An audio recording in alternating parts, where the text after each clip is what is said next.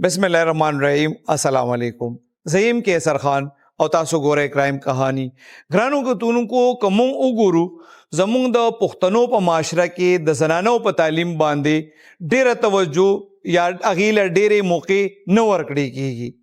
د تعلیم چې کومه فائدې دي د حواله سره زه چې تاسو د کم نن رپورت پیش کوم دا هم یو زنانه ده دا څومره بهادر ده د چې کوم سبق ویلې دي د هغه دیتا او زمون د دې صوبې خلکو ته څومره ډېرې زیاتې فائدې دي دا ټول تفصیل زه تاسو له دې ننني رپورټ کې در کوم. ناظم حسن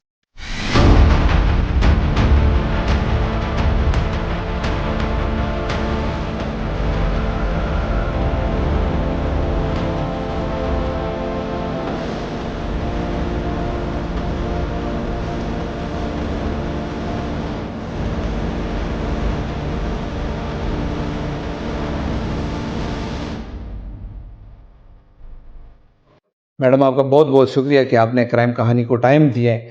آپ مردان میں ایس پی سٹی ہیں, آپ کا تعلق جو ہے کراچی سے ہیں, اتنا تو پتہ ہے. ذرا ہمارے ناظرین جو ہیں ان کو بتا دیں مریم مصطفیٰ کون ہیں, کہاں سے ہیں. میں نے اپنی ابتدائی تعلیم کراچی سے سٹارٹ کی جی. میری پیدائش بھی وہاں کی ہے. پھر سی ایس ایس کا جرنی سٹارٹ ہو گیا. 2011 میں نے سی ایس ایس کیا جس کے اندر میری ایلوکیشن ہوئی Pakistan audit and account service میں. 40th کامن سے میرا تعلق ہے. اس کے بعد چونکہ دوبارہ پیئر ہونے کا شوق تھا, امپروو کرنا تھا, تو میں نے دوبارہ سی ایس ایس اٹیمپٹ کیا ان 2017 اور اس میں میری ایلوکیشن ہوئی پولیس سروس آف پاکستان میں. اس کے اندر 2020 سے میں ایکٹیولی آن فیلڈ تھی جس کے اندر میں گلگت میں پوسٹڈ رہی. اس کے بعد ڈی پی او اسکردو کے طور پہ کام کیا. اس کے بعد فیڈرل کانسٹیبلری جوائن کی جہاں اے ڈی او مالاکنڈ کام کیا, اور پھر almost 3.5 years I was district officer F C Swat. کب سے یہ شوق تھا کہ آپ نے سی ایس ایس کرنا ہے اور پھر پولیس جوائن کرنی ہے؟ C S S is a journey. اس کے اندر جب آپ اسٹارٹ کر لیتے ہیں تو آپ کو خود ہی آئیڈیا ہونا شروع ہو جاتا ہے کہ ہم جس فیلڈ میں آ رہے ہیں it is a public service department. اس کے اندر آپ ڈائریکٹلی پبلک کے ساتھ ڈیل کر رہے ہوتے ہیں, آپ نے ان کو پبلک سروس دینی ہوتی ہے اور اس کے اندر آپ لوگوں کے مسئلے مسائل حل کر رہے ہوتے ہیں. تو اس میں جو سب سے اسپیڈی جہاں پہ آپ ڈائریکٹ انٹریکشن کر کے اس میں لوگوں کی مسئلے مسائل حل کر سکتے ہیں, ان کی دکھ تکلیف یا اس کے پین کو آپ ریلیف دے سکتے ہیں, and that is only police. تو یہ مشکل کام نہیں تھا؟ مطلب خواتین کو ہم دیکھتے ہیں ڈاکٹر, نرسز, باقی ڈپارٹمنٹس میں, جس طرح آپ نے پبلک کی بات کی ہے, تو فیمیل تو اکثر ایسی پوسٹنگ سے بھاگتی ہیں جہاں پہ پبلک ڈیلنگ ڈائریکٹ ہو, جس طرح آپ نے بتایا. میرے خیال سے ہمیں کسی بھی پروفیشن کو انڈرمائن نہیں کرنا چاہیے. اس سے خواتین دنیا کا کوئی ایسا شعبہ نہیں ہے جہاں پہ وہ کام نہیں کر رہی.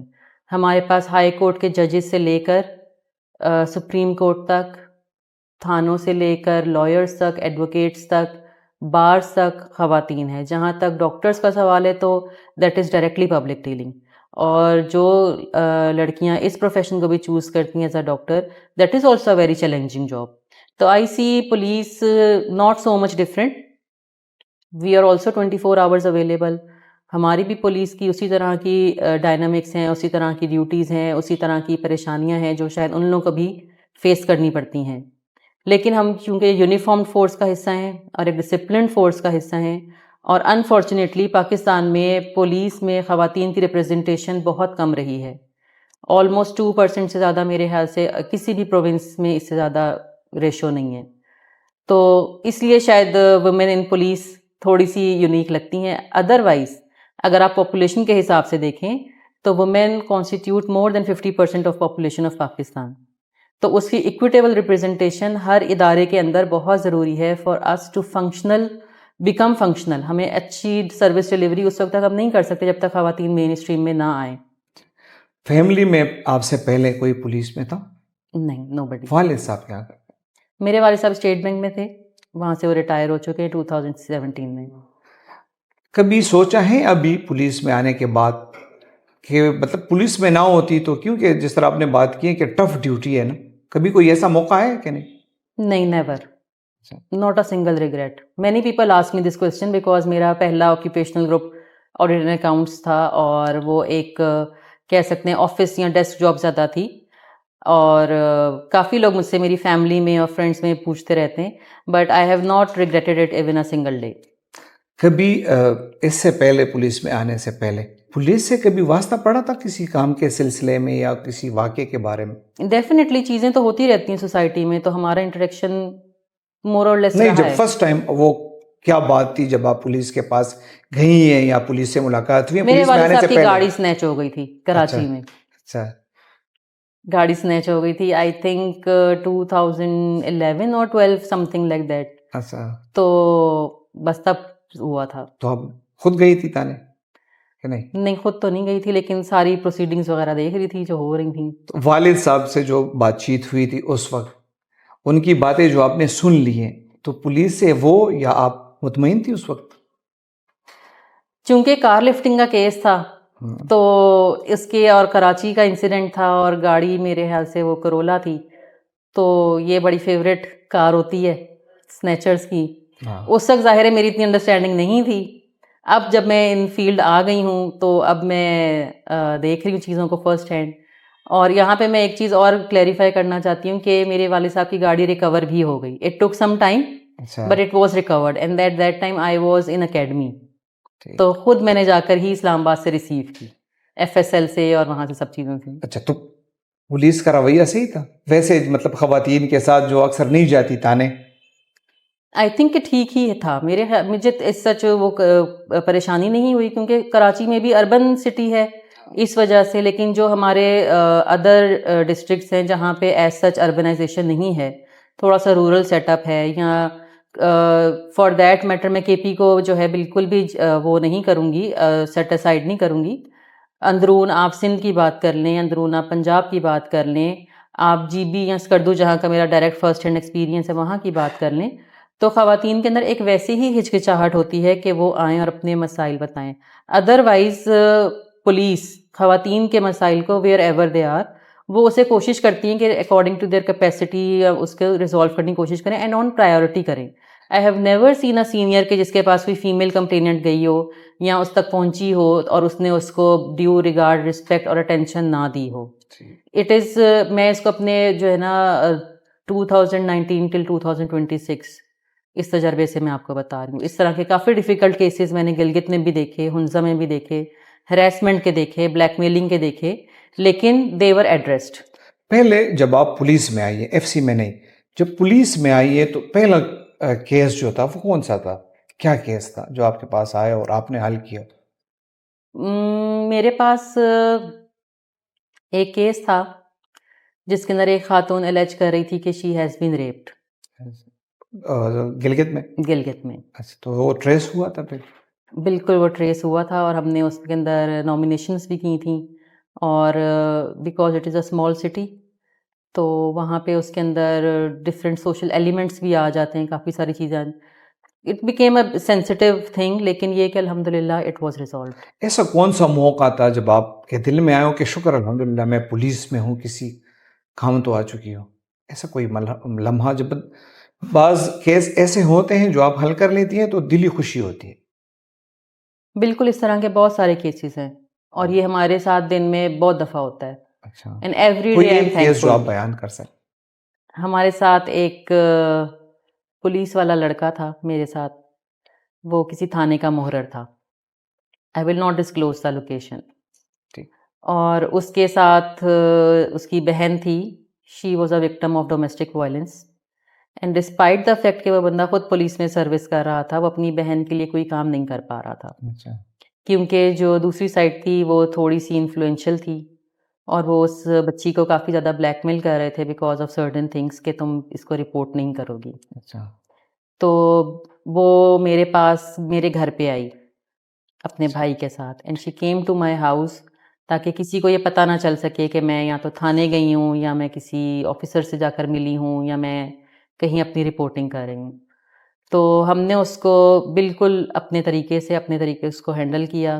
جہاں وہ شخص ڈیوٹی کر رہا تھا ہم نے اس کے سینئرز تک وہ بات پہنچائی, وہ بات سنی گئی, اور اس کا مسئلہ حل ہوا, اور آج تک وہ لڑکا میرے ساتھ رابطے میں, اور وہ بہت تھینک فل ہے.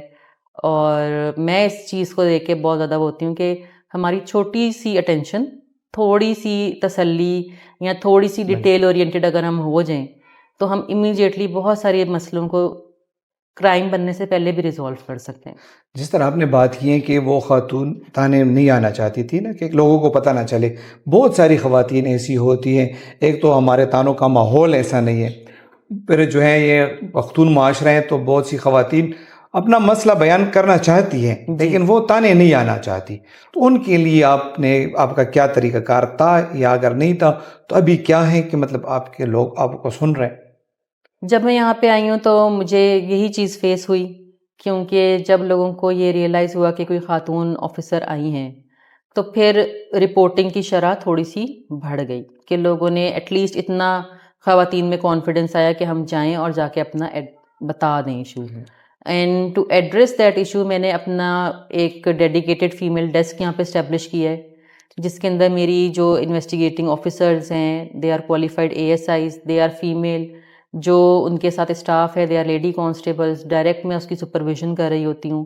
تو خواتین کو فیسیلیٹیٹ کرنے کے لیے کہ ان کو یہ ہچکچاہٹ نہ ہو کہ ہم کسی میل افسر کو اپنا مدعا بتانے کے لیے جا رہے ہیں، ہم اپنی یعنی کانفیڈینشیلٹی لوز نہ کر دیں یا میری پرائیویسی خراب نہ ہو جائے، پردہ جو یہاں پہ تقدس ہے وہ برقرار ہے، اس کے لیے ہم نے پراپر ایک خواتین کی ڈیسک بنائی ہوئی. اس پہ خواتین ہی ہیں، خواتین ہی سنتی ہیں، خواتین ہی اس کے مسئلے کا حل کرتی ہیں، اور اس کو میں خود ڈائریکٹلی سپروائز کر رہی ہوتی ہوں. ابھی آپ مطلب جس طرح ریکارڈنگ ہو رہی ہے، اگر مردان کی کوئی خاتون ہے یا کوئی خواتین ہے، وہ اپنا مسئلہ آپ کے ساتھ اگر ڈائریکٹ آپ کو بتانا چاہتی ہیں تو کس طرح کریں گی؟ آپ بتا دیں ذرا.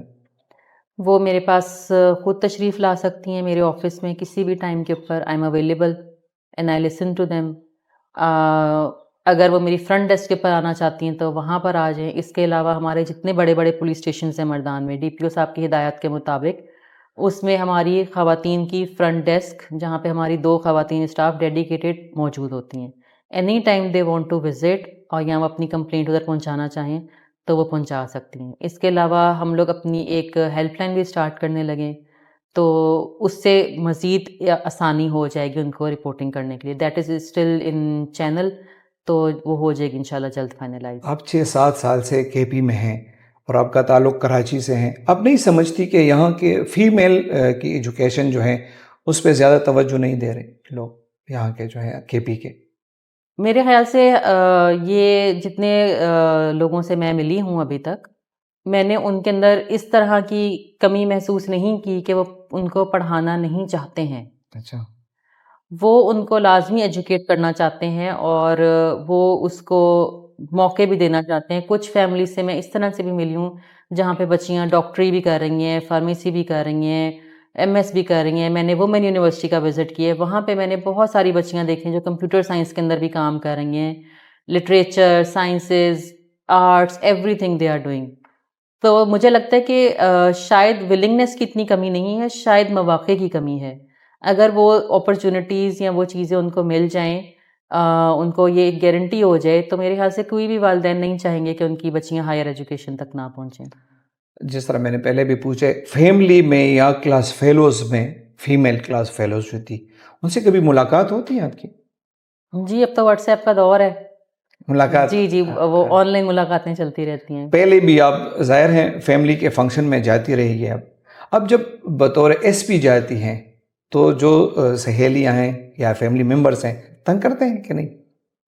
نہیں، زیادہ تک تنگ نہیں کرتے، بلکہ بیچارے اگر ان کا کوئی کچھ ہو ایشو تو وہ میرے نوٹس میں لے آتے ہیں کہ یہ ایک ایشو چل رہا ہے تو اس کا ذرا حل بتاؤ کیا کرنا ہے. نہیں، یہ ہے کہ مطلب فیملی میں کچھ ڈاکٹرز ہوگی، لیکچررز ہوگی، تو آپ کو ذرا زیادہ پریارٹی نہیں ملتی جب آپ وہاں جاتی ہیں؟ تو مجھے لگتا ہے ہمیں چھٹی کم ملتی ہے تو اس لیے شاید ہمیں زیادہ وہ پرائیورٹی مل جاتی ہے. ادروائز تو میرے خیال سے I am a very down to earth person, تو مجھے ان چیزوں کا اتنا شوق بھی نہیں ہے. شادی کب ہوئی ہے آپ کی؟ میری شادی ہوئی ہے 2013 میں. آپ کی مرضی سے ہوئی تھی؟ نہیں، میری ارینج میرج ہے. بچے؟ میرے 2 بچے ہیں، 2 بیٹے ہیں میرے. اچھا. ہسبینڈ کیا کام کرتے ہیں؟ ہسبینڈ اپنا بزنس کرتے ہیں، وہ پنجاب میں سیٹل ہیں. بچے ان کے ساتھ ہوتے ہیں؟ بچے زیادہ تر میرے ساتھ ہوتے ہیں. اچھا. ویسے مطلب میل یا فیمیل PSPs جتنے بھی ہیں ان کی پوسٹنگ کا کچھ پتہ نہیں چلتا پورے پاکستان میں، تو بچوں کے ساتھ جو وہ تعلق ہوتا ہے یا ان کی ایجوکیشن ہوتی ہے اس پہ کوئی اثر نہیں پڑتا؟ یہ میں اپنی اکثر کولیگس کو بھی یہ بتاتی ہوں، اور چونکہ میں 40th کامن میں بھی کامنرز کے ساتھ ہوں، وہاں پہ بھی فیمیل آفیسرز ہیں، پولیس میں، فورن سروس میں، آفس مینجمنٹ گروپ میں، انکم ٹیکس میں، کسٹمز میں، ریلویز میں، پوسٹل میں. جی تو ہم لوگ یہ چیزیں اکثر ڈسکس کرتے ہیں کہ ہماری ویزیبلٹی زیادہ ہے، ان کی ویزیبلٹی اتنی نہیں ہے. چیلنجز ایک ورکنگ وومن کو اتنے ہی فیس کرنے پڑتے ہیں کہ جتنی ایک پولیس آفیسر کر رہی ہوتی ہے، یا کوئی انکم ٹیکس آفیسر کر رہی ہے، یا کوئی ریلوے والی کر رہی ہے. ہاں، ٹیچنگ کے پروفیشن میں چونکہ ٹائمنگز تھوڑے پریڈکٹیبل ہیں، تو اس میں ہم کہتے ہیں کہ مے بی وہ جو ہیں تھوڑی سی ان کو فیسلٹی مل جائے. لیکن آئی ہیو سین اٹ کہ جو ورکنگ لیڈیز ہیں، ان کے جو بچے ہیں، ان میں کوپنگ اسکلز بہت زیادہ ہیں، ایڈجسٹیبلٹی ان کے اندر بہت زیادہ ہوتی ہے. اور جو آگے چل کے، کیونکہ یہ اب ہم جین زی کو ریز کر رہے ہیں نا، اب یہ تو آگے بالکل نیکسٹ جنریشن جو آ رہی ہے، جین زی، جین ایکس، تو ان کو جو آگے چل کے چیلنجز فیس کرنے پڑیں گے، آئی تھنک کہ اس کے لیے دے will be very well equipped. تو میں نے اس کو کبھی بھی ایز اے ڈرا بیک نہیں دیکھا، تو آئی take it as a positive thing in their grooming, in their learning, کہ they learn to cope very well and they become very, یعنی وہ نا اکوموڈیٹنگ انڈیویجولس بن جاتے ہیں کہ اپنی چیزوں کو وہ مینیج کر سکتے ہیں، بیلنسڈ لائف گزار سکتے ہیں. ویسے ہم جب مطلب پختون معاشرے کے بارے میں سوچیں، اوور آل بھی سوچیں، تو جب شادی ہم کر لیتے ہیں تو بہت سارے سسرال کا یہ ہوتا ہے کہ مطلب بہو جو ہے وہ گھر کے کام کاج بھی کرے گی. آپ نے کبھی کیے؟ میں نے بہت کیے ہیں. اچھا، تو ابھی جب آپ نہیں کر رہی تو ساس یا سسرال کی طرف سے ایسی مطلب کوئی کمی نہیں ہوتی ان کو؟ نہیں، they are very facilitating, they are very accommodating, cooperating. بلکہ ڈیورنگ مائی ٹریننگ میں اسلام آباد میں تھی، اور بچہ جو تھا میرا وہ اس وقت لاہور میں ہی تھا، تو میری مدر ان لا جو تھی انہوں نے اس کی باقاعدہ لک آفٹر کی. شی واز دیئر ود ہم دا ہول ٹائم، اس کے اسکولنگ کے لیے بھی، کیونکہ اس وقت وہ بالکل ٹاڈلر تھا، اور اس نے وہ فرسٹ ٹائم اسکولنگ اسٹارٹ کر رہا تھا، اور میں اکیڈمی میں تھی. اینڈ آبویسلی اکیڈمی سے آپ نہیں چھٹی لے سکتے اور آپ آ نہیں سکتے. تو I think it was a blessing for me. اور کوئی بھی ورکنگ وومن ہو کسی بھی پروفیشن میں، جب تک اس کے ساتھ اس کی فیملی بیک اینڈ کے اوپر اس کو سپورٹ نہیں کر رہی ہو، تو آئی تھنک کہ وہ فیلڈ میں بھی افیکٹولی کام نہیں کر سکتی ہے. کوکنگ میں کیا مطلب کر سکتی ہیں، یا مطلب ہے کہ آپ کے ہسبینڈ کو پسند ہو اور آپ نے کبھی ان کو یہ وہ فیسلٹی دی ہو کوکنگ کی؟ نہیں، آپ جو ہے نا، آپ اس طرح سے کوشچن کر رہے ہیں کہ جیسے میں شاید مغربی معاشرے سے تعلق رکھتی ہوں. نہیں، دوری کی بات کر رہا ہوں اور ڈیوٹی کی بات کر رہا ہوں کہ مطلب آپ کی بہت زیادہ مصروفیت ہوتی ہے نا، 24 گھنٹے آپ کی جاب ہے. بالکل، میں روٹی بہت اچھی بناتی ہوں، میں آٹا بہت اچھا گوندتی ہوں، میں پراٹھے بے حد کمال کے بناتی ہوں، آلو کے کٹلیٹس میں بہت اچھے بناتی ہوں، میں وہ فریز کر کے رکھتی ہوں اپنے شوہر کے لیے. جب وہ ہوں موجودہ تو وہ کہتے ہیں کہ آپ ہی میرے لیے جو ہے پراٹھا بنائیں اور آپ ہی جو ہے مجھے ناشتہ دیں. تو آپ کو لگتا نہیں ہے کہ آپ پورے مردان کی ایس پی اور پھر ان کے لیے پراٹھے بنائیں؟ میں 24-25 بندوں کے لیے میں آرام سے جو ہے نا کر سکتی ہوں، مجھے مسئلہ نہیں ہوتا. آدھے گھنٹے کے اندر میں روٹی شوٹی بنا کر سرو کر سکتی ہوں.